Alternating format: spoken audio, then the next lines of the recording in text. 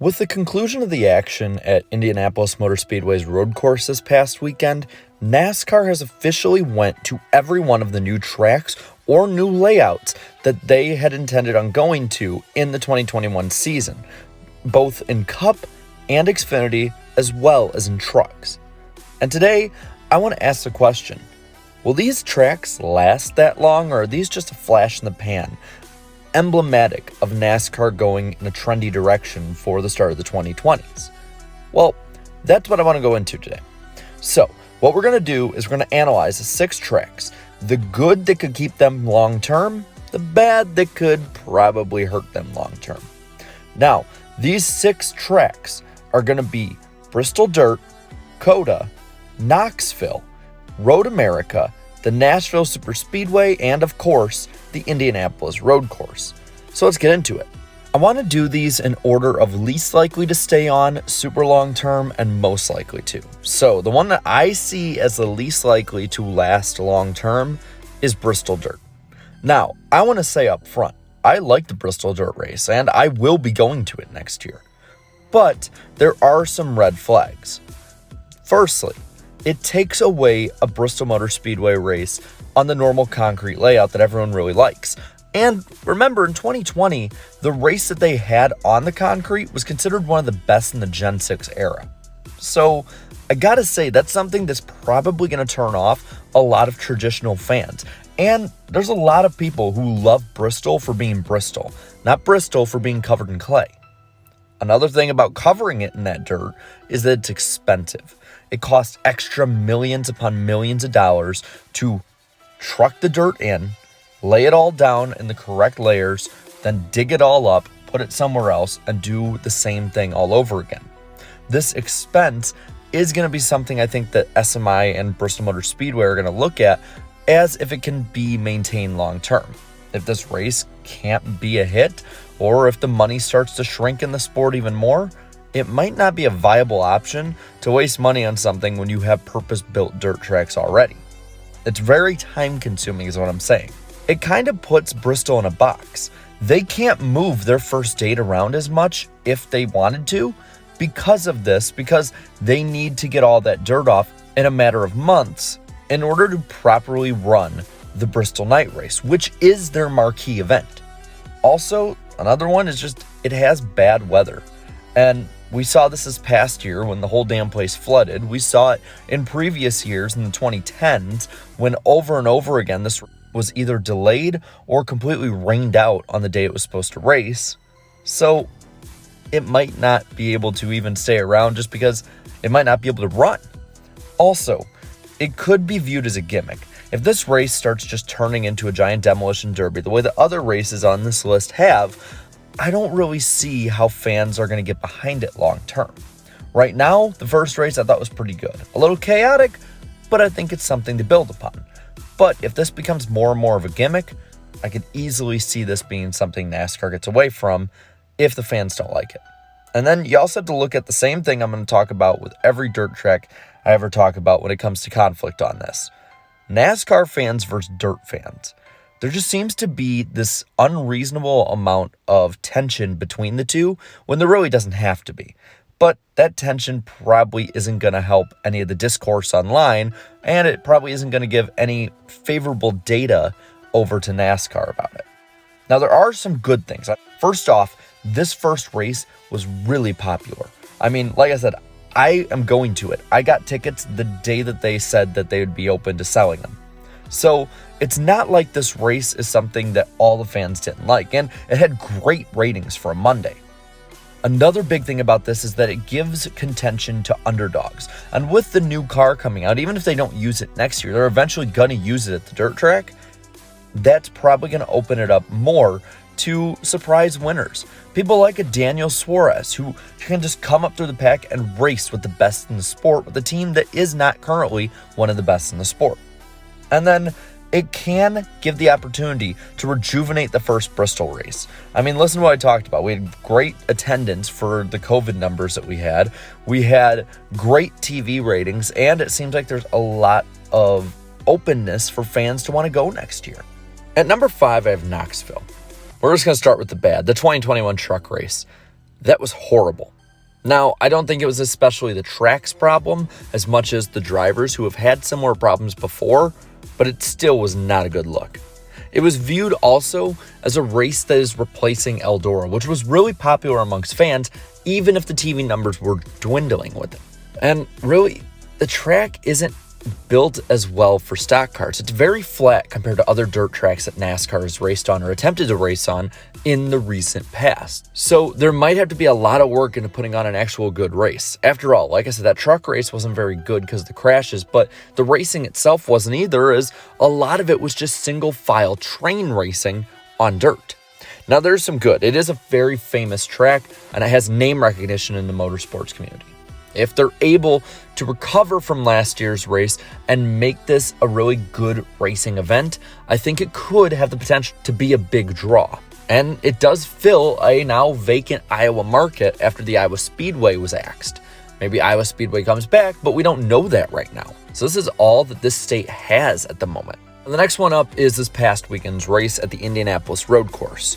Let's get the bad out of the way first. The ending of this year's race was terrible. It was chaotic. It was probably more entertaining than any of the Brickyard 400s in the past, 10, 15 years. Yes, I am even saying over 2017.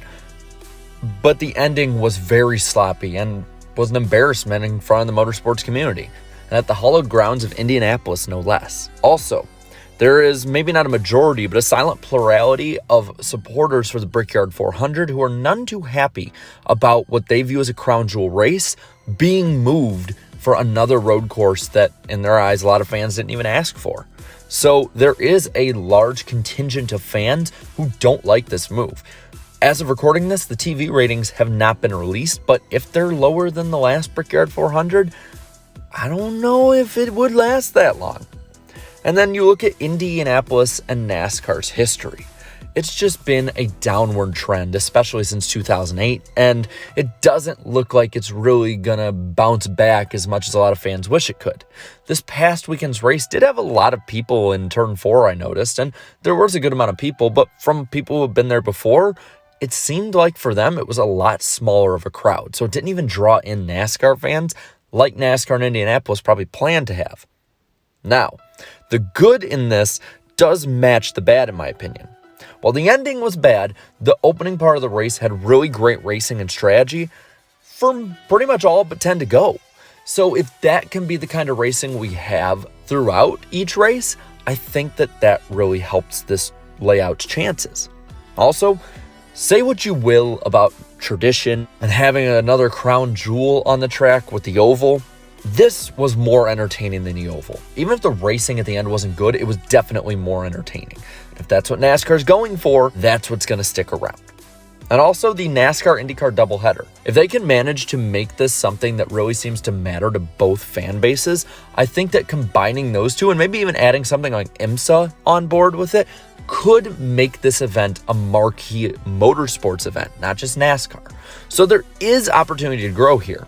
Number 3 is Circuit of the Americas. And this one is probably the first one on this video that doesn't have as many bad points as good, but the bad points are very, very big. The first race that they had there gave a horrible rainy first impression. It was a wreck fest. They had to change the rules halfway through, similar to Bristol Dirt. And just on top of that, it looked really bad for an opening race of a track of this magnitude. Also, the track has a lot of financial issues. A lot of stuff very expensive there. A lot of stuff needs to be paid off. And it relies on having Formula One there to really have a long-term future. Yes, NASCAR being there is great, and it probably will bring in 100,000 people next year, but NASCAR is not as big as Formula One, and the worldwide presence of Formula One is going to dictate how long this track lasts. So, again, it might be there a short-term one, it might be secure for a year or two, but until we know what Formula One wants to do with it, we do not know what the long-term plan is for it. Now, the good, like I said, is really, really good. The Austin market is being opened up to NASCAR. And I can tell you from being there, it brought in a lot younger of an audience than I've seen at pretty much any other NASCAR race in my life. That was really shocking to me. To see young men and women around my age being there, that was really cool. I'd never experienced that before. Also, the amenities at the track, really good. It's like kind of building up a mini city around a racetrack. So for fans who might be casually into NASCAR and going with friends, it gives them something to do and think of it as a good experience overall. Also, I'm going to say this right now, it takes away a points-paying Texas Motor Speedway race, and in my opinion, that's always a positive. And then the last big one is, when it's not raining a ton, the drivers can put on a pretty good race. It was very entertaining when the light rain was going on, and I think that the Cup guys could really make an entertaining show there. All right, the next one up, second to last one, the one I think that has the second best chance of lasting long term is the Nashville Super Speedway. Let's get the bad out of the way right now. Number one is it's taking a Dover date, which is not necessarily bad for fans, but Dover dictates what happens with this track. So if they want a second date, this track probably gets axed. That's a big one when it comes to thinking long-term about it. Another one, they need to have some kind of resin or sticky stuff put on the track to make good racing. And while it did have relatively good racing, fans are always kind of weary and turned off of that. And I understand that. Another thing, it's about 40 to 50 minutes away from the main city of Nashville. But the biggest one is the parking issues at the track. I mean, there were maybe, 40,000 people there, depending on what estimates you look at. And they basically put on a mini Kentucky before the race. Me and my friends were in the stands watching, and we could see the traffic lined up even 50 laps into the race. And I got a feel for those racing fans. So they need to figure out the traffic situation stat. Now, the good stuff is really good. Number one, the Nashville market. It still technically is counted in that when it comes to NASCAR's perception. And it's a market that's really, really growing. Nashville is a city that is on the upswing. And I think that NASCAR sees this and really wants to pounce on this opportunity. The enthusiasm is really high right now.